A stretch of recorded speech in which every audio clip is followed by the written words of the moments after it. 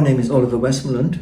I'm a consultant with GSN Immigration and I am an OISC Level 3 advisor.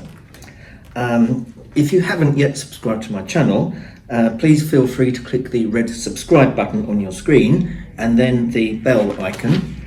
This means that every time we release a new video, you will be automatically notified. Now, today I'm going to talk about a topic which I have called this topic Children, 7-year rule and 10-year rule. It's not a very accurate title, but it gives you an idea what the subject is about. I'll explain this in a bit more detail. If migrants have a child and the child has been either born in the UK or came to the UK at a young age, the child might meet up with the 7-year rule under the private life part of the immigration rules. The private life rules are part of the immigration rules which say somebody who's been in the UK possibly partly illegally or entirely illegally without immigration leave for a certain period of time, they can qualify for limited immigration leave. In the case of a child, now of course, as we all know, a child is a person who is aged under 18. If a child has been, let's say, born in the UK or came to the UK at a very early age and they've lived in the UK for 7 years, then the child can potentially engage the private life rule. The child can make an application under the private life rule for limited leave under the immigration rules. This is one part of the subject. The other part of the subject is a different rule. Actually, it's not a rule, it's a law. Under the British nationality legislation, if a child is born in the UK and lives in the UK for 10 years continuously, in most cases without any immigration leave, when they reach the age of, when they've been here for 10 years consecutively, they can then apply for registration as a British citizen. Now, in both these cases, the 7-year rule, the child can apply for leave for themselves. It doesn't affect the parents, well, not first of all, not obviously. Similarly, with the 10-year rule or 10-year law, the child can apply, as I say, for registration as a British citizen, but it's only the child who is applying. It doesn't involve anybody else at all. If the child is deemed to meet the requirements, the child gets British citizenship and doesn't affect anybody else. Now, as you can well imagine, it's very often the situation in these sort of cases that not only the child doesn't have immigration leave, but the parents might not have immigration leave either.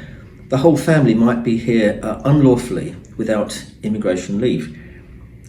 The big question is, if the child applies for limited leave under the 7-year private life rule, what happens to the parents? The child is only applying for themselves. What happens to the parents? Now, this is where things get complicated. The Home Office probably, if the child applies under the 7-year rule and the parents are here unlawfully, the Home Office probably would like to refuse the child's application because the rule says the child can meet the requirements if they're under the age of 18 and they've lived in the UK for 7 continuous years, and this is the crunch, and it would not be reasonable to expect the applicant to leave the UK.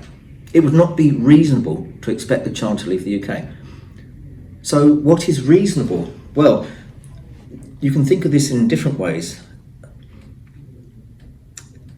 Perhaps one of the most important things when you're considering about what is reasonable is what is going to be the situation with the parents. The Home Office think, well, okay, we could grant this child limited leave under the 7-year rule. The child has definitely lived here for 7 years, and it's a general sort of principle or thing in the immigration rules. When a child has lived for 7 years in the UK, that's long enough for the child to integrate into the UK, integrate into British society. Children learn languages very quickly, as we all know. Probably a child who's been here for 7 years, they speak fluent English. 7 years is generally deemed to be long enough for a child to acquire integration into the UK. To look at it slightly differently, for the child to acquire private life within the meaning in human rights law. 7 years is enough, fair enough, with the child. But what about the parents? The situation of the parents must come into the equation somewhere, because the Home Office think quite logically, if they're going to give leave to the child, they might have to give leave to the parents. Even the Home Office are not going to try and separate a child from the parents. The Home Office cannot contemplate giving leave to the child but telling the parents to go home. That's impossible.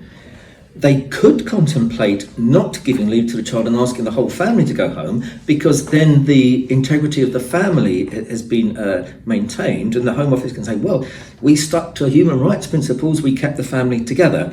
So either of those two options could be a possible decision or intended decision by the Home Office.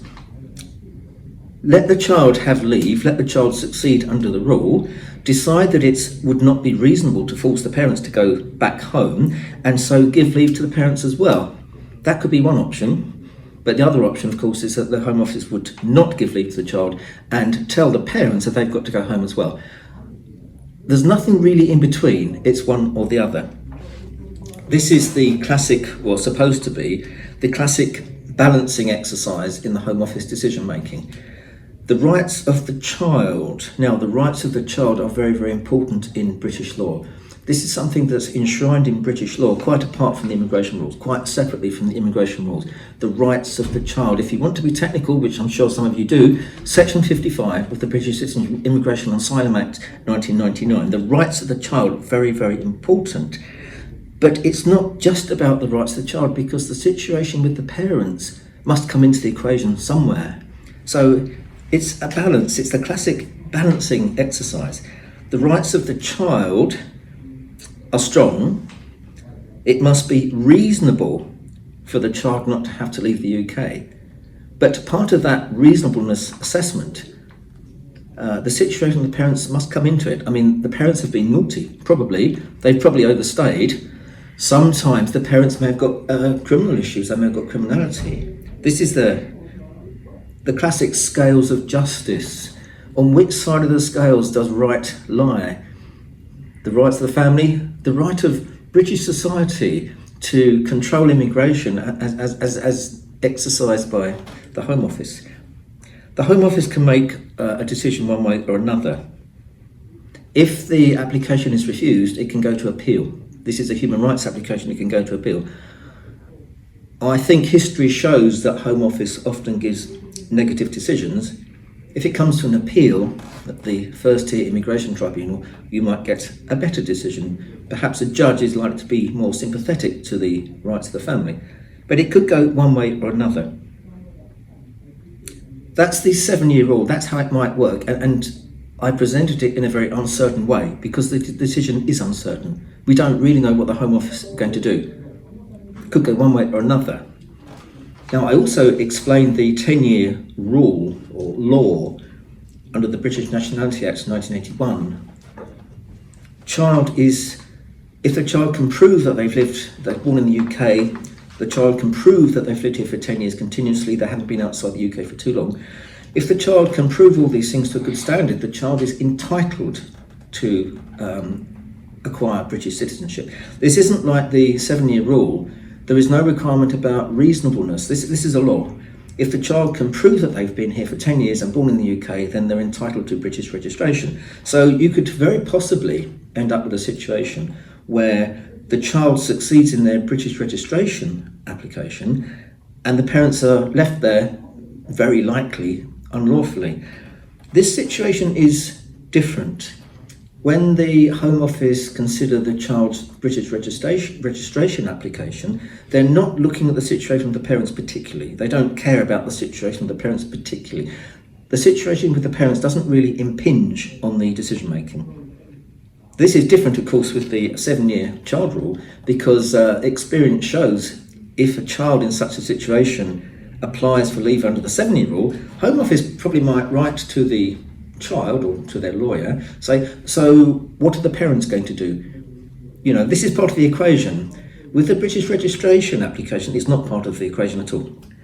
So let's say the child acquires British citizenship by way of registration under the 10-year law, then I don't think the parents are going to be invited to make any application to the Home Office, but they might decide to make, or their lawyers might decide to make an application for the parents under the 10-year law, because the child is now a British citizen. The child has got big rights in the UK. The child has got big rights to stay in the UK. Perhaps the situation could be better and stronger if the child has achieved citizenship under the 10-year law. Thank you for watching this video. I hope it was useful and interesting and informative. Please don't forget to watch part 2 of this video when I shall be answering some of your questions about these legal areas.